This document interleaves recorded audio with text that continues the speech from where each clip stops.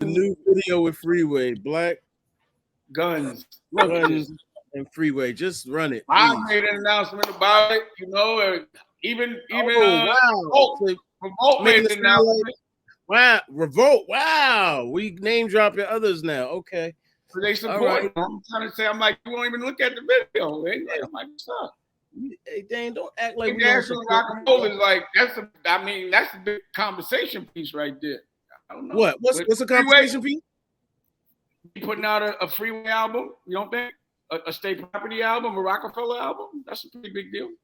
Yeah. Oh, Roc-A-Fella album. Yeah, you're right. That is a big deal. Well, anything I do with any Roc-A-Fella's not dead. It don't die till I say so.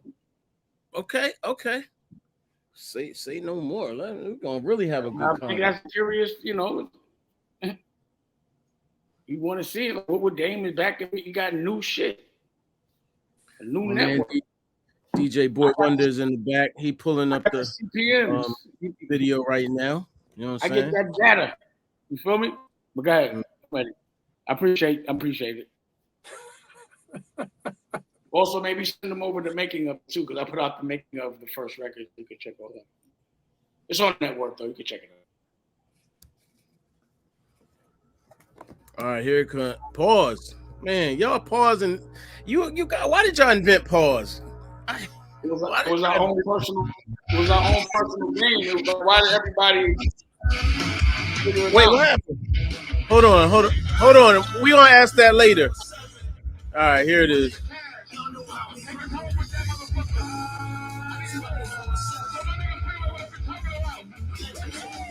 I've seen the clip.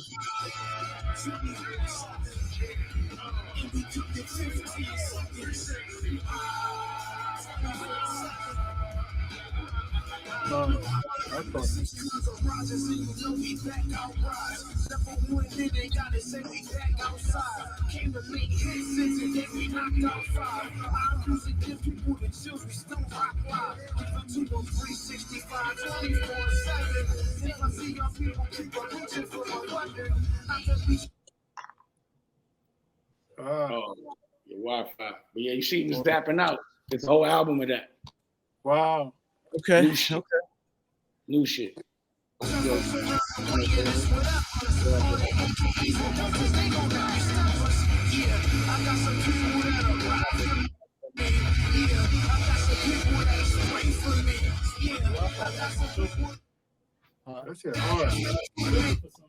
the Wi-Fi is acting a little crazy right now. That's weird. But the whole album is live instrumentation. Dame? We did it in 5 days. 5 days? That was the first we made. Yeah. All right, cool. That's dope. That's dope. That kind of reminds me of Ice-T's group Body Count. But you hear the whole album. It's hard. Pause. We about to do a tour. We about to do LA, Vegas, and Florida. Okay. All right. Well, yeah, Thorough, I'll let you do this interview. You gonna let me? You gonna let me do the interview? Chuck, you got questions? Chuck, come on, Chuck. Chuck getting cold feet right now. I don't know what I'm doing. I never seen Chuck get cold feet in my life. This is the first time. My man, Chuck, we know each other too long for that like that, Chuck. Yeah, come on. Don't do that. Don't do that. Come on. Stand on business. Stand on business. All right. So Mr. Dash, you have a new project coming out with Freeway, all rock and roll album. Yes. It's called What we doing? I thought rock and roll was dead. Hip hop took over. Nah, I mean, we started rock and roll. They tried to take credit for that. So I felt like, I see the kids wearing a lot of old school rock and roll shirts. And a lot of times I ask them, do they listen to the artists that they're wearing? And they don't know. They're wearing the Grateful Dead. So I think they need some rock and roll that they can connect to. And I'm 52 years old. And I just woke up. And actually, Freeway has been doing a lot with education. He got the Freedom Thinkers Academy, and he's going through a lot of defining moments, to say the least. And he showed a lot of strength. And despite anything that he's going through, he still pours up. He seems like he's become the general of state property. He's doing shows. He's so he's what a Roc-A-Fella should be. And under those terms, I work. It inspires me to work. And I had a band. I know I do the rock and roll thing. So through that, we connected through the OSG. He started getting down with the OSG, and that's all the hundreds of principles from economically challenged places curated through Dennis McKeezy, Dr. Dennis McKeezy. And we connected, and he came out to my studio out here in Florida. And in fact, we made music for 5 days. I directed videos, recorded the live performance, did 2-3 podcasts, did the photo shoot for the album, did the photo shoot for the vibe cover. He flew in and did an interview. 5 days, done. And we're gonna release the album, live show, and also a curriculum to teach you how to independently make an album in 5 days, put it out and tour. And we made a documentary about it as well. So, Roc-A-Fella is not dead, just like rock and roll is not dead. It's just that I've been taking a nap. I've been out creating a television network, which is what I've been working on for the last 13 years, and figuring out how we are getting robbed with CPMs and data and making sure I don't, and educating everybody else. Right. Well, first I want to say thank you for implementing rock with hip hop, because a lot of people don't know that Black people invented every genre of music, from rock, calypso, reggae, salsa. It all came from Africa. We invented it. So now rock and roll is looked at as white music. It's not white music. It's Black music. It's our music, And thank you for implementing that back into what's going on, because like you said, you see kids wearing the rock and roll shirts, AC/DC, Bon Jovi. They don't even know who these people are. They're just wearing them, And that music was created. And shout out to Bad Brains, a band called Death. In living What you know about Death? I know about all that. Me and Mos Def was doing a documentary, Black Rock Group, in we went out to I forgot. But they were out there. But we went out to meet one of them. Who you met with? Fishbone, Bad Brains, which one? For Death, I was with a band called Death? A band called Death, yeah. I forgot. Yeah, where did we go? We went to Vermont. That's where we went to. Vermont. Yeah, we got to finish. For those that don't know, to the audience, a band called Death is like basically the original punk rock group. Like they created punk rock. A lot of people think the Ramones or someone like that did, but it was really, they did. They started it, and they were Black. They were black, right? Yeah, exactly. It's a good documentary on them. Me and Mos Def were making one years ago in the Creative Control days, and Cootie, we all went out there. I forgot what happened. I got to get that footage. I forgot about that. Thank you. Right. Now, Dave, did you consciously implement rock in this for that reason, that people think it's not our music, or what was the science behind that? Why'd you do that? Well, a lot of people might not know that I put the Black keys on. So we did a project called Black Rock Pause, and we put Mos Def and Pharoah Monch and RZA and Raekwon and Jim Jones. And, my thing was, number one, I always like to get at Lyor and the fact that he can't really do anything in his own culture, and he wants to come over to ours. And I was like, you know what? I'm going to show you that I could also go, and not really to prove anything to him. It was just, I wanted to do rock and roll because I'm a rock star. So I've always looked at like the Dipset and State Property as rock stars. I never really, I'm not a hip hop, like I love hip hop, but I listen to rock and roll more than I listen to hip hop. And people don't know that. And the reason why is because hip hop triggers me. Right. I was in the street, I saw all that shit. I'm trying to forget about it. I don't want that energy around my children or my daughters. I don't want to feel that anxiety of hustling and carrying a gun and, not knowing if we're going to be prepared to do all that shit. It's traumatizing. So I've always escaped through rock and roll, Pink Floyd and like Janis Joplin and even like, all kind of Mars Volta. Knew a lot about rock and roll. I was shocked. Erykah Badu. Yeah, she came. We did a gallery opening. I thought I was pulling her coat. Like, you ever heard of Mars Volta? And she was like, I did records with them and all that. But I spent a lot of time with a lot of rock and roll. Like Thomas Pridgett from Mars Volta was the drummer, and just understanding live instrumentation and going to the shows at the festivals. It's just a better vibe for me.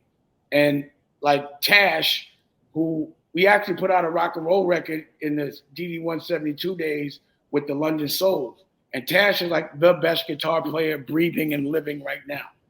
Right. That old school guitar, that, you know, no one could fuck with him since Jimi Hendrix, I don't think. And, you know, we put their album out and he got into like a car accident and he almost died. He died. Like his brain was out. I cried. Me and Rocky cried. And he like miraculously, they told me he wouldn't be able to wipe his ass for 3 years. And in 3 months, he was back playing the guitar with the blood. And then he was doing performances, and I was kicking it. I don't know if y'all know who Taj Mahal is, but he's the OG of blues. Yeah, Taj Mahal. Yeah, that's a lot of his records. That's my OG. Trust me. I talk to him almost once a week. And like I have access to legends, so I talk to them, you know what I mean? Yeah. And I brought him to a show when he first came back from, you know, being dead damn near. And he was like, damn, I ain't never seen nobody like that. He got to slow down, like, because he had the blood on the patch. He's ill. So every moment, like I lost Biggie, Aaliyah, real great ones. And when he got into the car accident, I was like, damn, we just lost another one that didn't realize their potential. He came back to life. So when you lose a friend and he come back, you celebrate every second with them. So when he would come around, I would just start jamming out with him and shit. And I was at the studio and I was trying to show my artists like Nicolette how to perform with a band. And I ended up putting a band together because it sounded good. And, you know, so that's how the whole kind of root of it was. So I've always been fucking with rock and roll. It's just some things, for some reason, people just don't want to talk about. So the fact that, because with the Black Keys, we were on Fallon, we were on Letterman, Mos Def was rapping. You know, I had nobody in the life ever could get Jim Jones and Mos Def on a record. And I did. Right. Yeah. That shit was performed on Letterman. And I did that as a complete independent while everybody was saying I was broke. And I want to be clear, I'm still broke. You know why? Because I got, you see these? These are the new sneakers. You see, these are coming out. So remember with Jaclaire CEO? Those the new Jaclaire's? Okay. Now these are the new CEOs. CEO, okay. Yeah, so Jaclaire, we still, you know, they constructed for me, but I had to go, here the black joints, boy. Oh, okay. So that's one business that I have to independently invest in vertically. Right. It costs $23 million to get that network that you're looking at up of independent money over a period of time. Then we have the clothes. You see the glasses? These glasses are CEO glasses. Again, we just flipping. And then we have, if you look at the network, we have a children's division, and Raquel we have books. So that's independently funded. Right. She sold 60,000 books independently in 6 months. 10,000 is a bestseller. So my point is, any independent businessman that's funding their businesses that is not broke is skimming or something's extremely wrong. Right. But I'm always doing a conglomerate of things at one time, independently. So I don't raise money. I won't do no weird shit to be next to people and give me a plug, pause, none of that shit. And I'm very snobby. So I make sure that everything I do isn't for everyone or the masses. It's always something that's for me, that's brand new, that I want the rest of the world pause to digest. So I'm always selling a new drug. So that's why I'd be excited. Like, yo, you don't see a new, you know what a television network, a free television network that gets the full CPM and keeps all the data. Only people that I know that do that is Disney and Peacock, pause, and Tubi. And that's my competition now. But nobody talking about that. And I broadcast live. And then wait, 1 second. Wait. We're gonna talk about all this, but I want to ask you something about the rock conversation. Can I do that? Yeah. The Lenny Kravitz made a statement recently about not feeling appreciated. He put it on the media, and it turned into this whole conversation. But I feel like he meant black people personally. In your view, why aren't we tuned into the other art forms that we've created? Because we're taught that we can only all hustle for $1, the black dollar, and that we should not be in competition with them. We should always only be in competition with each other. So they always try to, you notice when it's like a black man owns a company, it's a black company. When a white man owns a company, it's a company. You know what I'm saying? When I bring my television network to Comcast for distribution or to be carried, or the Spectrum, and they tell me, what's the difference between you, Puff, and Oprah? And I'm like, damn, the only thing that is the same about us is the color of our skin. But because a black man makes a network, don't make it a black network. I mean, it only for black people. I could only get black ads. I could only get black eyeballs. No, I'm cool enough for the whole world to digest my music and inspire the whole world. And that's why my staff is so eclectic, because it's not just a focus, and that division is what keeps us always fighting each other, because we always fighting over the same block, and we never trying to take their market share. So I'm not asking to be celebrated. I'm taking it.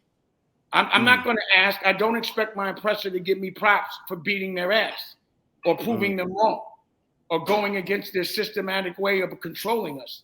I don't expect that. I don't want it. When they celebrate me too much, that means I'm working too hard for them. And anyone that gets celebrated too much by them is not doing too much for us. So what I notice is I get celebrated by us, not them. I don't expect them to celebrate us, but I live on their block and I go to their schools, or I spend money everywhere they spend money.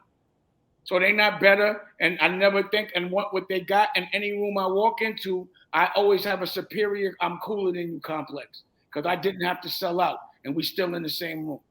Right. We still in the same conversation. I want to go back to the rock too, because a lot of people don't know. My favorite music, everybody would think is hip hop, but it's actually 80s rock and roll. That's my favorite music to spin. And I've had instances where with club promoters, especially the casinos, where they look at me, they don't think I know anything about rock music. And then when they hear me play, they're like, "Oh shit!" I'm like, "Yeah." Like, it's like Superfly. The whole party's bumping because music is music as long as it sounds good. Right. So you could throw some. When I used to be in the rooftop, this is the BBS boys kind of an era. They would play Phil Collins. Right. One of the coolest shit was the drive through with Tracy Chapman. When I had a car playing, you drive a fast car. That was the fly shit. Right. So who's your favorite? Roll was the most gangster shit that you could do. Why do you think we buy exotics and wear clothes from other clothes? Because we want to showcase your spectrum of taste. Right. So that's why I do things, intangible things in different verticals, because I like to showcase my taste. Pause. So wait a sec though. So you like 80s rock. I like metal. I like metal. What about you? And look, I got a metal project. A couple of look on the network. You'll see some metal on the Blue Rock spot. Right. Okay. Who your favorite? Who your favorite? Metal or new metal? Pause, because it's different now. It's like Metallica metal, but now it's a new kind of metal. It's heavy metal. I like. There's a band. There's a metal band. They more like death metal though, but their name is Obituary. That's one of my favorite groups. Right. Obituary. I like Stormy Cinnamon. I think she calls herself Cinnamon Bun now, but like her name's Stormy. Rock and roll is back. Right. I'm taking my culture back. You never saw that? Oh, I don't know that one. But I like a lot of Afro punk is not really Afro punk the way it used to be, but the punk bands from I say the 2000s. After the 2000s, I'm not really super dialed into rock. Well, honestly, that's what I'm doing. That's why I'm touring, because people need to see a visual. When they see that guitar, and Freeway is a beast. Like when he's always been a rock star to me, like a ZZ Top, and the look is tough. So it's all black musicians. It's just I'm coming in. That's why I got the beard out. I'm on some like real rock star shit right now, and that's why I have like a CEO for my network.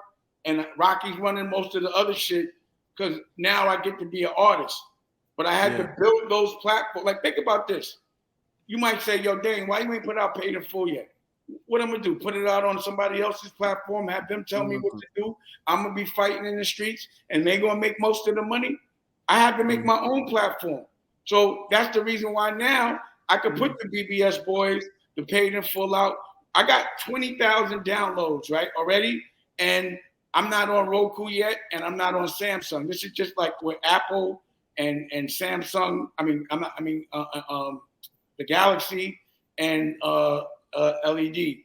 But when I get on the other shits, it's a wrap. But once I get 100,000 downloads, I start prepping Paid in Full. Once I have 200,000 downloads, I start prepping State Property. Once I have 300,000 downloads, I start prepping Paper Soldiers. 400,000, Death of a Dynasty. I'm always gonna be putting out backstages and all that. But in between that, pause. You can look right now, and I have programming for everything. I have a network by the principals, OSG. Right. Rocky has a children's network, the Applefish. There's docuseries. There's indie movies on there. And I directed the majority of the stuff there. So, right. And in that, I can showcase every vertical and the music, Blue Rock. And everyone around me got to be dreaming, and everyone around me got to have a project. Right. So while we're doing this, let's be informative. How can they join the network now? If someone's watching this right now, they want to do what? All they got to do is go to their phone, go to the App Store, type in America, space, don't spell space, just a space, and NU, and bomb. It's free. So this work is free. You know what I'm saying? Right. This is free work. And that's the reason why my first project was with Freeway, the Freeway. Dope. And so I just hit you with a television network. Now I'm hitting you with a music project. I'm hitting you with the new sneakers and a new television show and movie, The Prince of Detroit, which will come out in December, which I directed, and it came out in theaters. I screened it for you in St. Croix. That's St. Croix. You see, they got a better hotel and they invite me, right? Did you go? No, I ain't go. Listen, we gotta find our buddy. Yeah, and talk to him because it's all good. It's a good thing. It's all good. Yeah, it's a good thing, but yeah, we need that restoration. Yeah. So thorough. We stayed in St. Croix. That was the story I just told you about. Well, never mind. I can't say it because I don't want to disparage my man or nothing. But it was a rough hotel. But it made me so mad that I started to look to buy a hotel. Like I'm not even. And I went and actually it invoked some things, but they did get the best hotel, but they didn't invite us. But at least I think because I made enough noise, the kids got a better hotel. Good. Well, that's a good thing. That's a good thing. So as long as it helps there, you know. Yo, you said the rock is not over till you say it's over. That's a powerful statement. Are you working with other artists other than Freeway to do things? I have a Cameron project I put out with Adtech. It's called You Wasn't There. You Wasn't There. Which I like that. Which I produced a beat on there called Cheers. I did that beat on there, by the way. I didn't know that though. See? Yeah. You know what's funny? Nicolette's on that shit. Nicolette, what up? Nicolette, what's up? Yeah, I did the track Cheers. Yeah. That's dope. Wait, Nicolette. Where you at? Come on over here. Oh, Nicolette, let's see. Wait a minute, where you at? Get in the camera. Hello. She's shy today. Nicolette was. Where Nicolette? It's Pat. What other artist? Nicolette from Harlem. Man, see you all up in our business. This is not even the right Nicolette. See? Oh, you talking about Billboard? Oh, you talking about Billboard Baby from Harlem? Yeah. Oh yeah, she was over here making love songs the other day. I was like, nah, I ain't doing that. I was like, I need Busta Rhymes and MOP when I hear Nicolette the Billboard Baby. Right. I'm on her head. We were doing too much just now. My bad. I apologize. We've known each other. We've all known each other so damn long. It don't make no sense at this point. Yeah, nah, this is white Fuji's over here. So I can show you her shit. Her shit is. I got white rap and black rock and roll, and then I got a new Maya project. I did a couple of records with Maya. Oh wow. Maya, MYA. That one. My Maya. Still Maya. You said you're Maya. Maya? Our Maya? Yeah, everybody, that one. She's still that Maya. And she's not pregnant like Ashanti. Ashanti done got pregnant. No. She didn't kill nobody's dreams. And you know when girls get older, you be like, they lose it. She hasn't lost it at all. Not at all. Still dance, and disciplined about her business. Right. We worked hard. I'm not gonna lie. You know, same kind of project. You know, approaching it different. It's a Maya you ain't never heard before. Okay. When can we expect to hear that? When it's on her, like, you know, she's real classified. I ain't gonna lie. I thought Kanye was on some shit. Well, her shit is like, all I can say is this. She's a boss, a general. She does all her own shit. She been independent since 2007. And what I watched was amazing. Like her approving everything, doing her contracts, booking her shows. On her time off, she came through. And we worked for like 5 straight days. And she would work through the night for 2 straight days and be on the plane and be out and be doing a performance the next day. So it made everyone around me that you know, hasn't got to that level yet. Mm-hmm. I was like, you see what she's doing? You see, I'm not, because people be thinking I'm superhuman. I'm just like, I'm professional. A professional works at a different speed. It's not a hobby for me. I got to eat off this shit. That's why I be like, yo, I'm broke. All I got is money for my bills and the company's bills, because if the company don't make money, we don't fucking eat. And I'm a savage like that. You know, I'm a wild animal. I'm not tame. You know, so I'm constantly. That's why I'm very active. Right. Just the life I chose, and the freedom is priceless. But you got to remember, maybe people don't understand. I'm 52. Roc-A-Fella was over when I was 35, right? And I retired. Now, first of all, think about kids 30 to 35, what they was doing at that time. 35, I was already a legend at 35, and it took me 6 years to get Roc-A-Fella cracking. 6. And it wasn't enough money, the exit strategy, at all. At all. Wasn't enough that I could retire.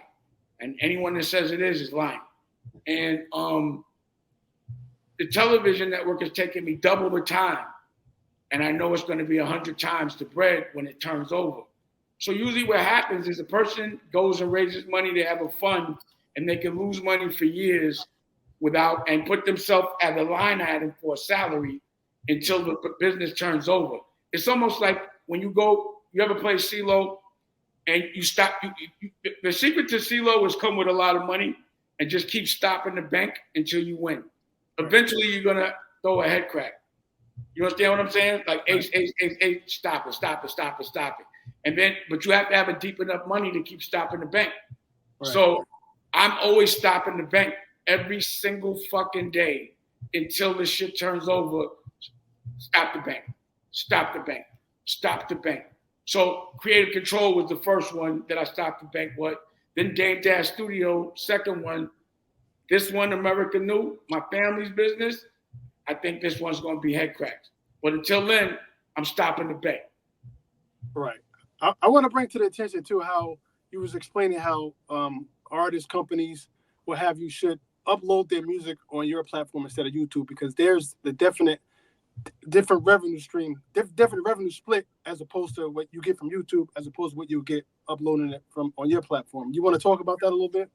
Yeah. So the way you get paid in the digital world, if there's commercials, meaning if you put your content on something like a YouTube and a commercial fires, and that's how you get money, it's called CPM. And that means clicks per million, but it really means clicks per 1,000. It's meant to be tricky because it looks like a million, but it's the Roman numeral for 1,000. And you get, let's say you get $40 per CPM. A YouTube could, and from like what I see, they'll give you $2 to $4 and they keep the rest, and they don't tell you how much they're getting. And also they benefit from the data. See, America New is, I give you the blueprint on how to visualize the dream, and then the roadmap to how to really make it into a tangible reality. It's about making your dream your profession. But there's therapy on the network as well. There's something for every vertical and some gangster shit. And soon, BBS boys. Right. And the first car that you're going to see them fix is my first car I ever had was a Maxima, the Box Max. And one of the cars that I saw drug dealers that I wanted to be like driving was the 6. Right. So I got them both. And really what I'm doing is we making the cars for paid in full. Paid in full, right. So when COVID happened, we was making tickets to go all around the world to buy cars. Right. But then COVID happened and we couldn't get over there, you know, and you know, I had to really focus on, because I thought that Fox Soul was gonna really help and get me where I had to go. But I just had to put them out of business. Their business model didn't work. And I didn't like the fact that it was Fox Soul and nobody was Soul owned it. It was all owned by Fox. And it made me go and approach things a different way. Right. And now I have completely did it on our own. Again, got with some, because this business isn't just about, it's more about the Adtech than the technology. And that's why I had to get with a specialist at Adtech, Prophecy and Radiant Group. And we've done a merge. And now like I'm a ad agency as well. So, and it's a company I finally don't have to run. So it's a different kind of thing for me. And I get to go be Billy Pablo III, just for property. Right. Chuck, you good? Yeah, I'm good as I'm gonna be right now. How did y'all get together? How did y'all? I think you might have mentioned it, but you know. Oh, man, huh? The BBS boys? Yeah. I think it was just on the gram. I might have reached out. Like literally, like I said, like this is testament to what I just said earlier. Dame practiced what he preaches. He reached out to us on the gram, like, hey, I wanna do a show with you guys, just like that. And he practiced what he preached. He immediately bought a car from us. Like, wow. Like immediately bought a car. He bought 2 cars, and that's like literally in the first week of us talking. That's what he did. And ain't too many people doing that. There's people I would say that could do way more, if so to speak. But and they know what we're doing and trying to accomplish. And I don't hear peep from them. And I've reached out to certain people for help, and they see what we need and what's not needed and what's needed. And it's crickets. Like I said, Dame he practiced, he walks the walk and talk the talk, man. Seriously. I appreciate that. And those cars, like, they become addictive. Like, you know, right. If I'm not gonna lie, if you catch Rocky would be like, where the fuck we put? Why is this? She'd be like, well, where the fuck we gonna put the cars? You know what I'm saying? I'd be like, you gotta buy another crib. You know what I mean? I told Thorough I'm trying to get a Smokey the Bandit Trans Am. Yeah, that's the one. Now, that's the one I want. That's the one I want too. I ain't gonna lie, them shits is fly. That's some fly shit. That's one of my cars right there. Rocky had the what you call it? Rocky had the 944 turbo until Steve Neck, the red beads. Right. He's a BBS girl. Oh, wait. You know I got another one now. I got the BMW that Money Mitchell's in front of, the red one. Oh, you got that? My ex-wife gave it to me. She gave it to me. Ooh, nice. You hooked it up? Not yet. Not yet? All right, we'll get to it. Network. I got to get my money. Yeah, we'll get to that. As long as you got the car. You know, let me tell you. When this turns around, first, you know what it is when I'm on. Pause. You know. I already know. It's been 13 years. It's going to be trust me.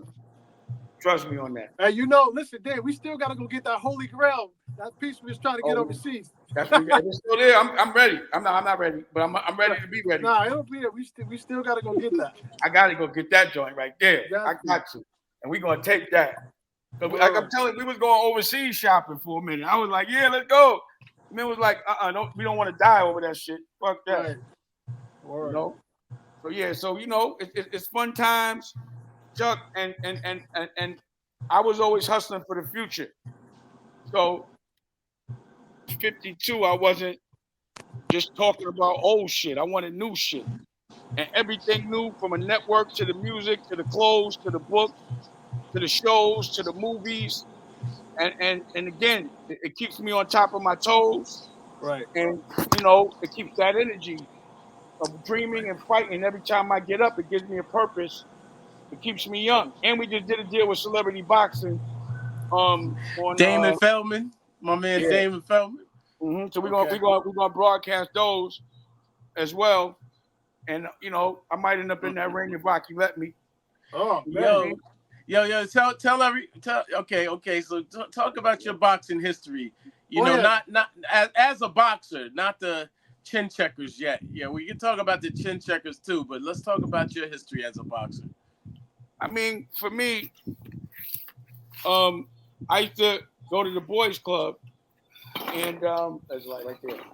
Oh yeah, and also if y'all can see this is what I'm doing when I focus. Nice. Yeah. Okay. So, yeah. Peaceful. Very, very. Yo, bro, I just came back from LA for a month. I'm like, and we was in New York for a week. I really like sitting on that lake. So, right. As far as the boxing go, this shit. Why is this computer got me going crazy? I'm a director. So, let me get the lighting right. I used to box at the boys club, and they were gonna send me to boarding school. They sent me to boarding school because I on a scholarship, and I got homesick, so I stopped. And I hit the street kind of hard when I was 15. And the rules were if you hit somebody with a pack, you had to put hands on them or else nobody respected you.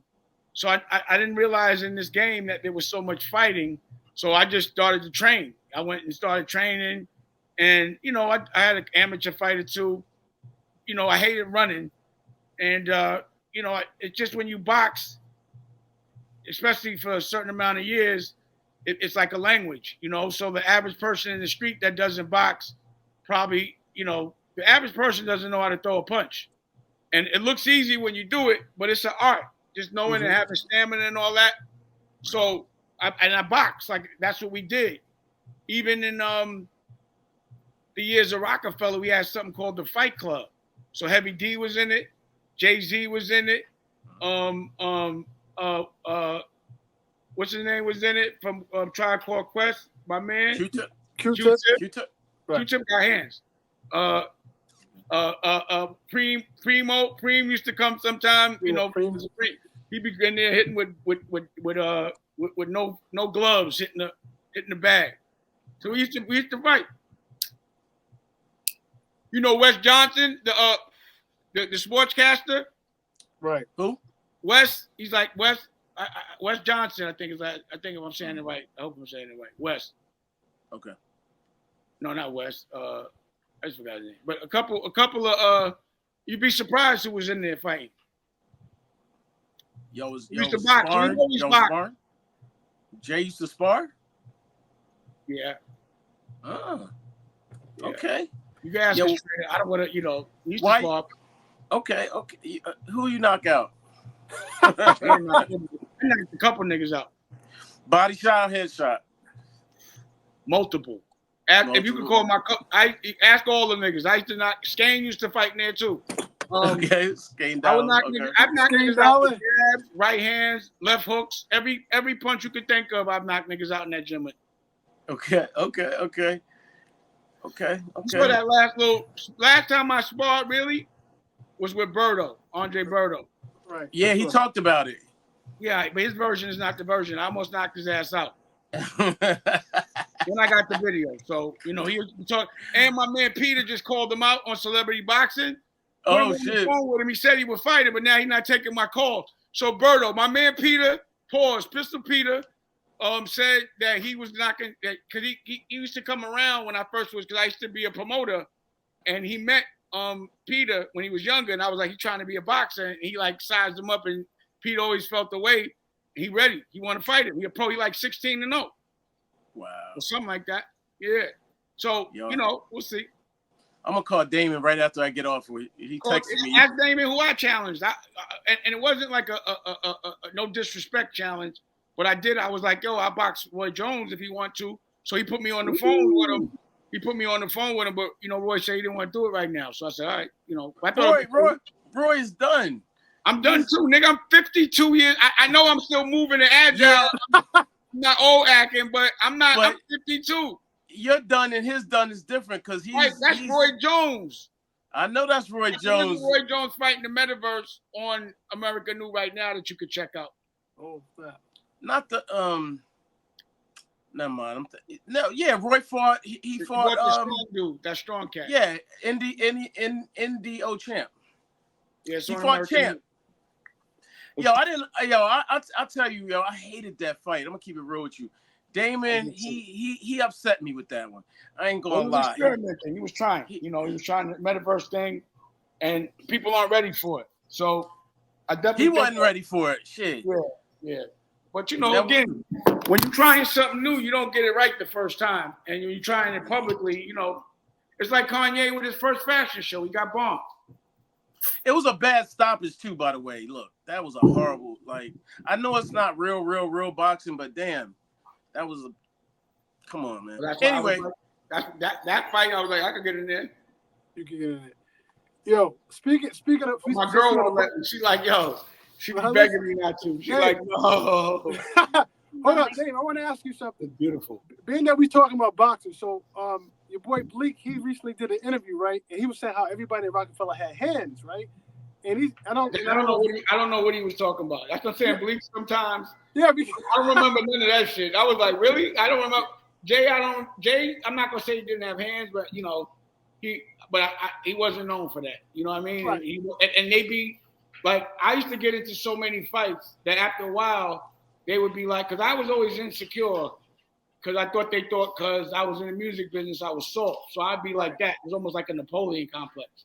You remember I was loud, so we made like a pact that if I got into another fight, they wasn't gonna go out with me no more. So I remember one time I was about to get into a fight, and then he came through, and I was like, nah, we good. Like, you know what I'm saying? Like, I was like, only because because I was too rowdy, but not like, I'm not like a tough, I wasn't, and don't get it twisted, I wasn't the tough guy on the block.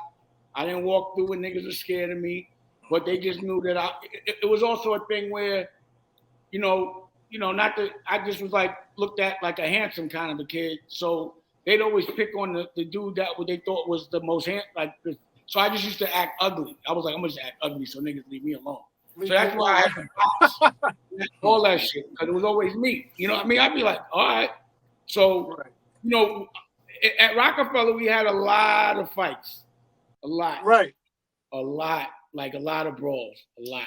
Right. Like, and that's why in the 90s, that was part of it. Like, it was a lot of fighting. I ain't gonna lie. Right. So we had a lot of beef with a lot of different crews. I'm not getting into it.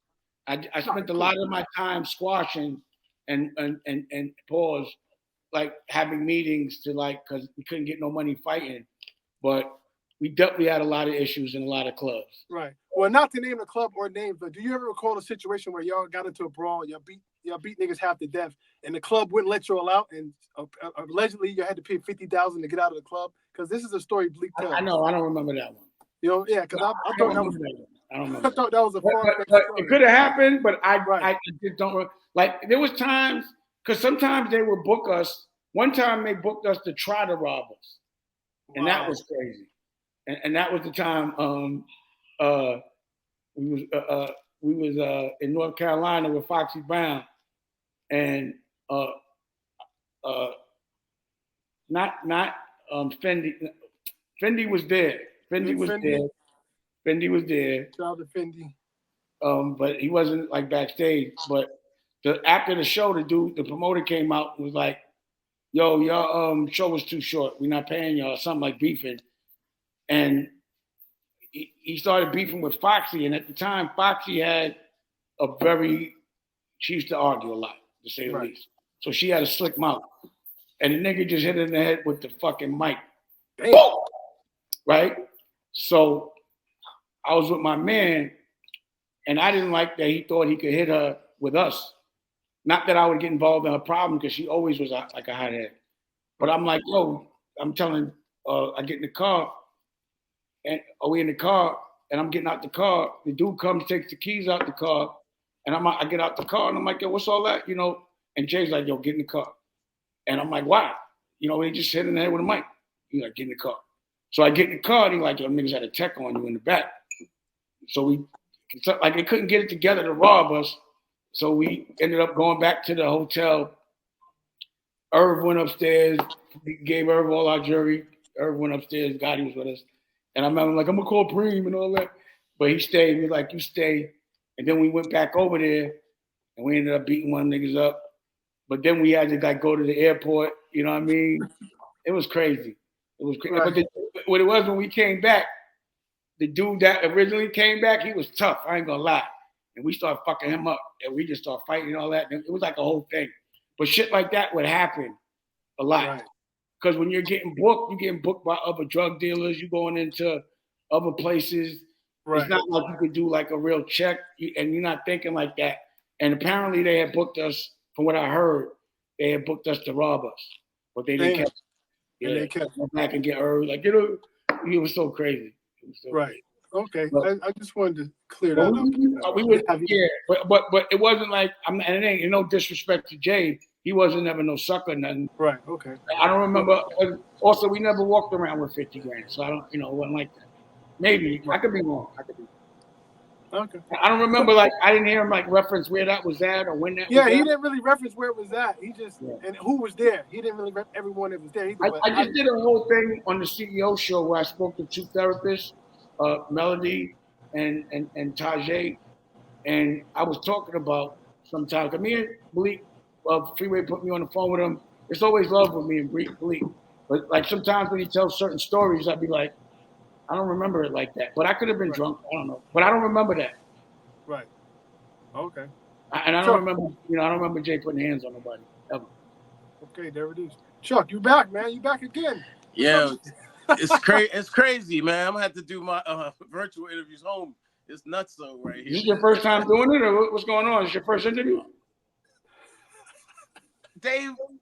I'm just trying to understand, like, why? Come on, Dave. Internet's not working all of a sudden. What happened? Look, I'm not in my home right now, so it's a little different. I'm just saying, you were the one that said, make sure you're at a secure place. He sent that whole premise, and then look. Go ahead. You're right.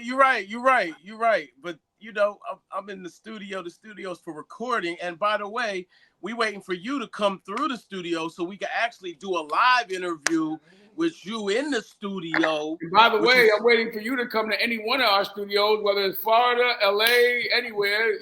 Let me know. Wyoming, let me know. Okay, Philly. What else you got?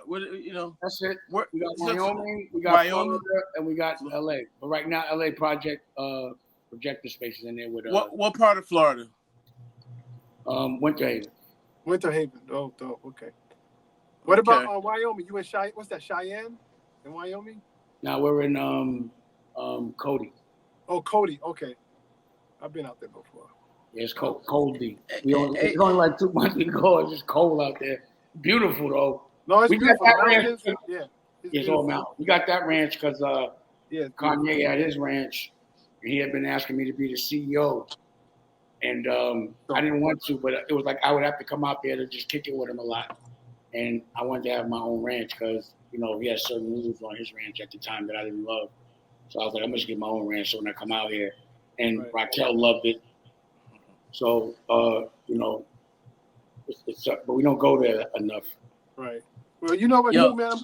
We mainly shot like a couple of TV shows out there, and we made a country music album out there.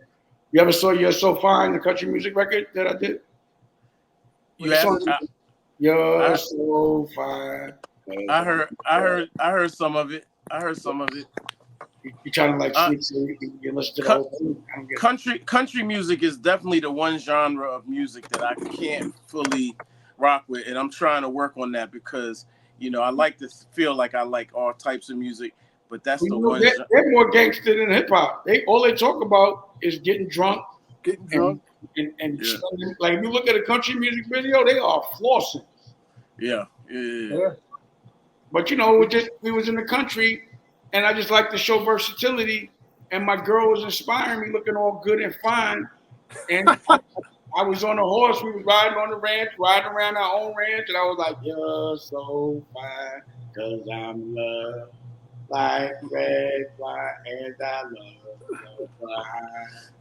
You're so fine, like red wine. That shit is fly. What you mean? That shit is hard. So, Dame, how come you haven't gotten any Me Too allegations? I was, we see. I just went through a whole trial. Huh? They just lost. It's funny. Nobody talked. You remember the girl? What's her face? Acute. What? She full on tried to sue me for $50 million. Tried to say I did all type of shit in one night, it was ridiculous. But when she got on the stand, that shit didn't match up. But the funny thing is, when they accuse you, it goes platinum. The New York Times writes about it. But when you beat it in court, they don't say they don't say a word. Right. That's because a lie is better than the truth. A lie is better than the truth. It's more entertaining. Yeah, that's true. You did go to trial. So I've been accused of things twice. But the thing about it is, like the people that accuse me of shit, it'd be like outlandish. Like I'm not that guy. So Right. you know, I might not say something you like, but it's never to an you know, it's not like nothing crazy. But right. You know, but when the two I had, it was like straight. No, it couldn't have happened. It was ridiculous. Like it was like no gray area. It was nothing. It'd be like the people that accuse me. It'd be like shit that be out. What's scary is anyone can accuse you of anything, and you have to go to trial about it. That's what's fucked up. But it's fucked up because sometimes people are lying for a check, and there's always the exposure of that. And sometimes there is some truth to certain things. You know what I mean? Just keep talking and I'm assuming don't this. What do you think could be done to regulate people not being able to just wait 20 years? You have to sue those people after they But most of the time, the people that do that don't have shit. Right. But that's what has to happen. So I think 50 does a good job of it when he be putting it on. Like when you sue somebody, like I've been sued and people have conspired and lied on me. And I get defamation joints. So I got like $1 million judgments right now on my head for defamation. And literally from people lying together. One lawyer, same lawyer, 4 cases. Chris Brown. Chris Brown. Yeah. It's hard to believe. He lost that last one. He lost that last one. Yeah. What people take advantage of is, so to go to trial, like a trial, if you got like a lawyer, they trying to rob you for like $700 an hour. So and I have beef with mad lawyers. This is what I'm gonna do. I'm gonna make every lawyer that tried to rob me. I'm making a movie about each and every one of y'all with y'all real people. I'm dead ass. But with a trial will cost you it could cost you between $500 and $1 million. Damn. And then go for like 3 years, and there's all these different motions that lawyers already know are going to not get dismissed, and not, you know, and then there's depositions, there's discovery, there's depositions, and you know, then there's all this unseen charges of research that you can't quantify. It's crazy. So this, you know, sometimes people take you to court. Like one person might take you to court just to kill all your resources, and they know that I'm investing in a company right now. I ain't got the bread to put $1 million of the best lawyers on people's head. But when I get some money, when I get the money back, that when we re-up and I got time, then I'm gonna get lawyered up. And every single person that took advantage of the fact that I didn't have that kind of legal money right now, I'm getting every one of y'all. It's never over till I say it's over. And I promise you that. I just got bigger things to deal with right now. So once I make that billion or that 100 million, it's back, it's on. And until then, I'm gonna just make them famous. I don't understand like beefing with someone that has a television network. I'm gonna just make a movie about you, period. You know, but I don't want people to think it's all day mad. Like, you know me, Chuck, I don't be mad half the day, I'm joking all day. I got jokes all day, I got jokes. I'd rather have jokes. I like buying old cars. I like smoking weed. I like being creative. I love making music. I love shooting movies. I love designing. I mean, look at this shit. Look at this shit. Look at it. Yo. Size 11 or not? Size 11. I mean, you know, y'all do the commercial. Yeah, I know. Come on, you know what it is. I got a size 13. You see the black joints, right? You see the black. Ooh, Lord. All right. Hey yo, is Boogie rapping now? What's Boogie up to? So I made Boogie the president of Blue Rock, but really I'm teaching him. And he made a record. He made a record he got out. It's on American New. Check it out. What's the name of that record again? Oh, Can't Be a Hero. Can't Be a Hero. Nicolette got a new record out called Can You Feel It? Can You Feel It with the Black Guns. I got a new record out So yeah, Boogie's DJing, and he's the one that actually brought the plug for the Adtech. He's the one that introduced us to Prophecy through his son Dream. Through his son Space. Okay. Like Prophecy, Space, yeah, Space. And then we got the CEO show. So okay, new shit every day. And Boogie, yeah, he's in Vegas, but I gotta get him back out here. Dope. But the studio's back open. Dope.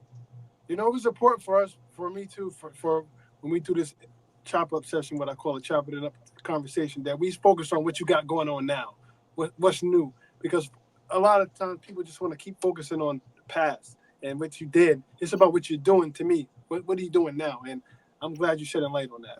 I'm gonna show you. Look, I'm glad you said that. Also, there's a new magazine. Ooh.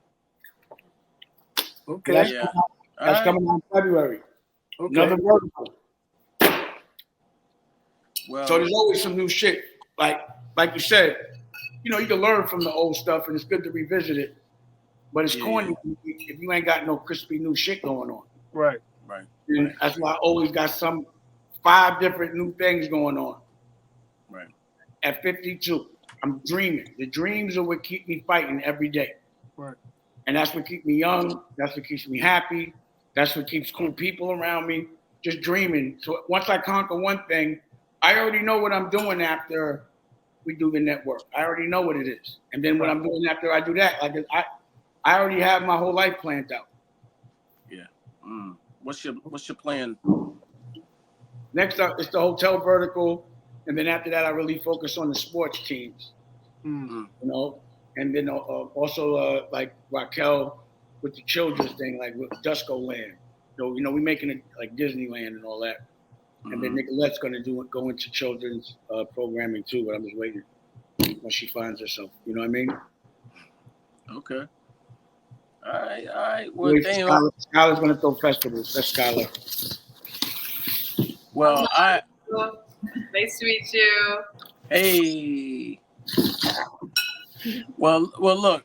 First of all, I want to apologize for my connectivity problems, because I know I was on them. I was like, yo, make sure your lighting is right, your connection is stable, a stable situation. Very lengthy text about it. They come in blinking, no lights, unstable situation. It's all good. It's all good. But we'll do a redo in the studio in Florida or something. If Thorough's down. I'm down. Definitely. Okay. It's my guy here. Whatever, I'm there for him, man. You mean? Definitely. Whatever. Okay. Appreciate that. And then maybe y'all can let me ride or drive one of them fancy BBS whips, the drug dealer cars. You gotta get a drug dealer car. Yeah, you gotta with the AMG kit on it or whatever. Yeah, we're gonna get you right, Chuck. All right, bet. We had the box. How's the car? I can't wait to see this car, the Black Max. Oh, the car's coming along great. You're gonna love it. You're gonna love it. It's gonna take you back to 15, coming down 8th Avenue. I'm gonna get low with my butt. All you gonna see is that's all you gonna see. And you know you gotta play up Phil Collins. I can feel it. Yeah. Yep. That's just what I was doing. I'm pop pause a Brucey B tape in and just drop that. Rap's new generation. See. The great thing is my eyeballs were actually there. I went to the rooftop. I was in the era. Right. I actually had those. I bought the cars that I'm buying now. You know what I mean?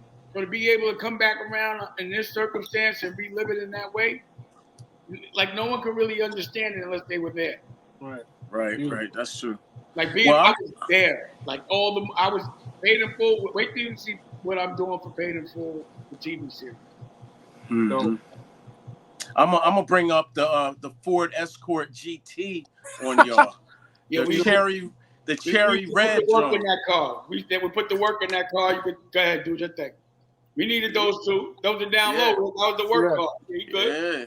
Come on, all right. That's what's up. Put some respect on that joint. Put some respect on that, right? All right. Yeah. The thing about back then is niggas had every kind of car because you had your low car, you had your high, we still got, it's still like that. But what you gotta have in your backyard with everything new, you got to have a BBS boys car. You don't have that, you're not really, it's like black sophistication. It's pompous. It's nerdy. You know what I mean? It's like that's your little thing. Right. Everyone got to have one in the back. You got to have at least one or two. I got to have one in every house. Okay. Okay. And again, he practiced what he preaches. It's fact. Again, I got three. We got three. I will say that. Definitely. And the great part is they're for the show. Keep the money in the family, right? But gotta get an 850. Gotta get that M3. Woo. I was just today looking at the a Z, the old, not the Z. I had the 300Z, the new body. The new body. But the 280, that was what it was called, right? Yeah, the 280. That's 280. 280. I need both of those. That's what I need. Both of those? Yeah. 280.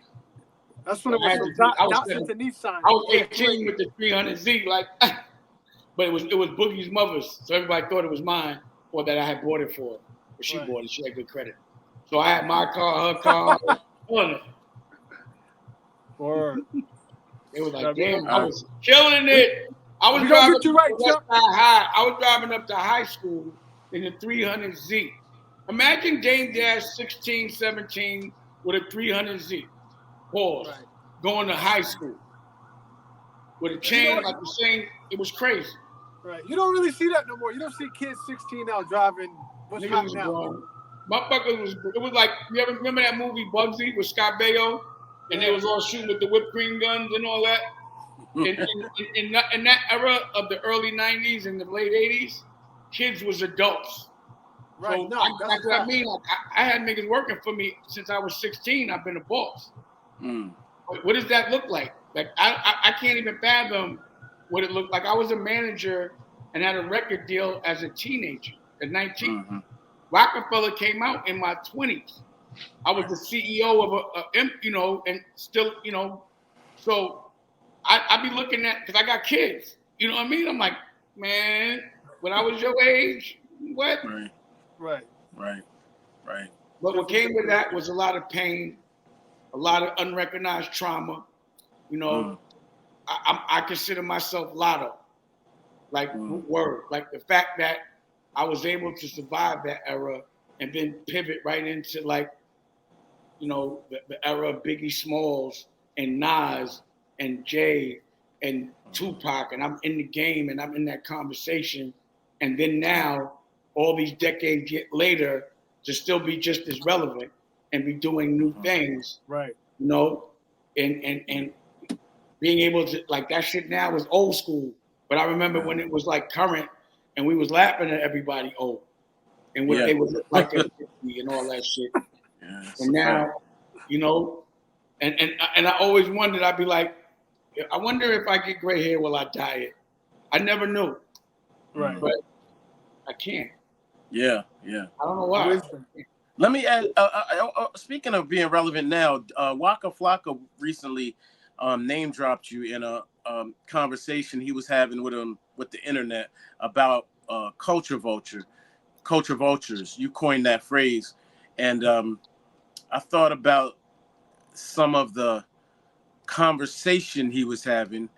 I don't want to be like, not trying to be clickbaity, but he name checked Jewish people in that, and he was really just saying basically, really, because now they're trying to say it's anti-Semitism, but the conversation really was about Black people owning Black people's music.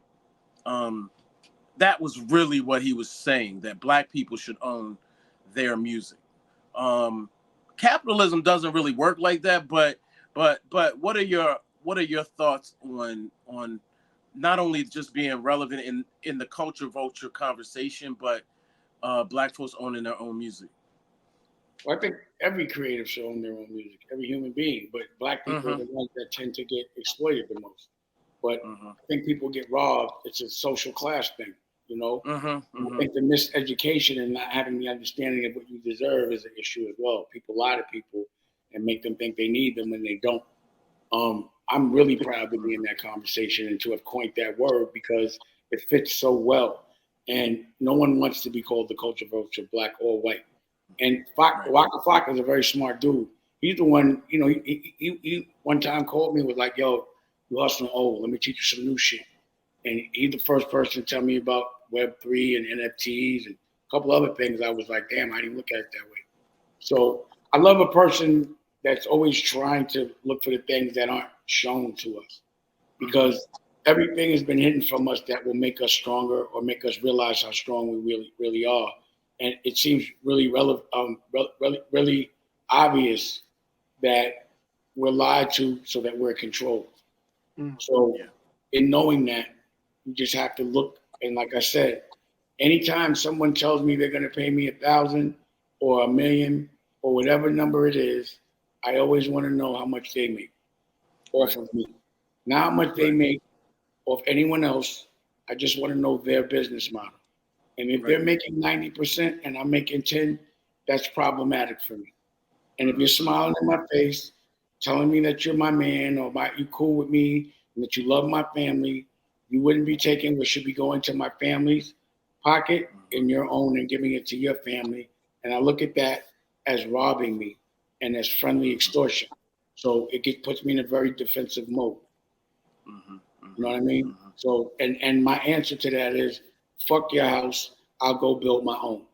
And that's what I do. And, you know, a lot of people years ago thought I was crazy, but once people became more informed and more evolved, they understood that I was just trying to make and tell people what was going to help them. And it just made them feel bad because it was something they didn't understand. And I had to speak a certain way so they'd listen, because I had said it a lot of times before, but no one was listening to me. So you have to say things in a triggering way sometimes to get a result, at least to make people look twice at things and to question things. And as a result, I feel like in the music business, I benched Lyor because he's a culture vulture, but then he went over to YouTube and he became the person that pacifies everybody while they rob everybody of their CPMs and their data, period. So when you see someone creates a 360 deal or something that doesn't behoove the artist in one industry, how do you trust them in another? Or when you see someone get on a platform and someone asks you about one of our relevant icons and you say, I don't know him, he doesn't exist, how much respect are you showing for our heroes and our culture, thinking you could just say some fly shit like that in front of people from my culture on a public platform? So why would you not expect me to torture you in public every chance I get? So you shouldn't have did it. And now I'm paws on your head, Lyor. Nobody's scared of you. And for some reason, your algorithm is us beefing with each other. Put the algorithm with me beefing with you. CEO beef, pause. Why not? Let's see. I'll do any verses with him, any celebrity box. He's too old. I would beat the, and I wouldn't even do that because that's not even what I'm about. But wait a minute, you say you if given the chance, you would fight Lyor in a boxing match? He's not gonna show bad beat on that old man. Lyor was old when I was young. He was old 20 years ago to me. Right. He looks like if I blow on him, he'll fall apart. Pause. Like, yo, this is the world records of pauses of it in this interview. Yeah, but again, I just using a person that I see that people respect, people celebrate, that's robbing us while we celebrate them, and someone that tried to erase our culture, someone that's invented a system of robbing us in different verticals, from our clothing rights to our show rights, and then someone that's not making us understand CPMs or data when they're taking it all from us. I just think that person should be on the back of a milk box. You know what I'm saying? So Lyor invented the 360 deal? Yeah, I would say so. I think he's the one that, he was mad because he couldn't get none of that Rockware money because I changed the name on him. Because if I would have called Rockware Roc-A-Fella, then they would have been entitled to some of it. So I was like, you know what? Roc-A-Fella is now my marketing for Rockware, and I would laugh at him every day after that. So I'd be like, yeah, we just made $400 million and you get none of it. And I'm putting all the clothes. They even tried to make it where we couldn't put the clothes in it, because you had to blur it. I'm like, but we own it. What are you talking about? Don't worry about it. It would be an argument. Like, don't tell me we can't. You gonna tell me I can wear someone else? Actually, you can't tell me nothing. I'm putting all my clothes in it. And then make a movie called State Property. So I used the music as a commercial for Roc-A-Ware and they were tight. So they were like, I'm not letting that happen again. You got to remember, the person that did the deal for Roc-A-Fella is Todd Moskowitz. Mm-hmm. How does a lawyer end up being, through nepotism, end up running black hip hop? Or not running it, but like, having Asylum and JOE and all those guys. How does that happen? How does Julie Greenwald end up running Warner Brothers? She has no music history really, other than being married or next to people, but she doesn't, nothing music. So I watch all of our real executives, even in that world, get overlooked and disrespected and have to work for clowns. People that don't give a fuck about our culture and get kissed in because Lyor birthed them. Shari Bryant should be running Warner. Right. Who's school? Latrice Burnett. Who? Latrice. Steve Barnett? Uh-huh. That's who runs Warner? Nah, I don't know. What about Steve Barnett? I honestly don't. I don't know who Steve Barnett is. I'm sorry. No, you brought up his name. You said Steve Barnett. No. I said Latrice. I said Latrice. Oh, my bad. I'm getting old. I can't. But You either remember way, Latrice? yeah, I remember all of them. Right. I want to say something else too, Dave, before you go. I think you coined this term too. You may not even realize it. So anybody that has ever run a business knows that information is the most valuable resource, right? And you always say, I share the plug. A lot of people don't share the plug.